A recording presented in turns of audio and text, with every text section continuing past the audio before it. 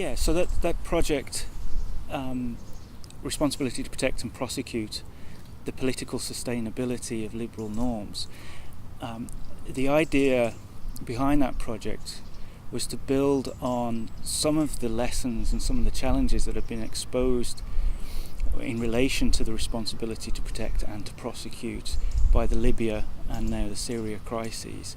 And the idea of them, or asking the question of whether the norms are sustainable or not, suggests that political support is ebbing away from the consensus that was there in 2005. So as we know, we're approaching the 10th anniversary. There was a lot of support for the responsibility to protect. There has been support for the International Criminal Court, which was created several years earlier. But now, in respect to intervention, there's been a backlash from the BRICS states, Brazil, Russia, India, China, South Africa, based on the actions of the Western governments, NATO-led coalition in Libya. And also in Africa, there's been a backlash against the work of the International Criminal Court.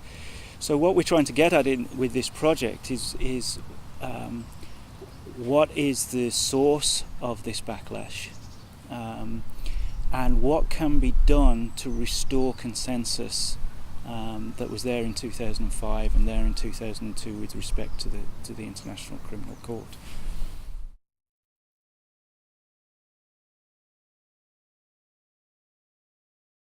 Yes, well, one thing I would say first and foremost is that R2P does not begin and end with military action.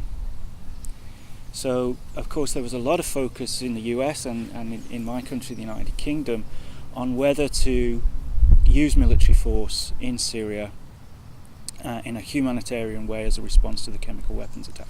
And that was President Obama's red line, as you said.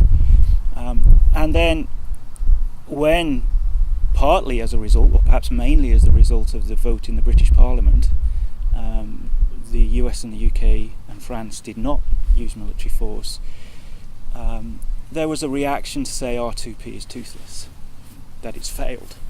And my response to that would be that there are many ways of fulfilling a responsibility. And I tend to think that using military force in Syria would have made things worse for the people you're trying to protect. So military force is not always the right thing to do. That does not mean our responsibilities end. And in fact, the United Kingdom has been fulfilling its responsibilities, I would say, to the extent that it's been the second largest donor of humanitarian aid. That might be the only thing that we can do, and it's a tragic scenario to say that we can't do any more.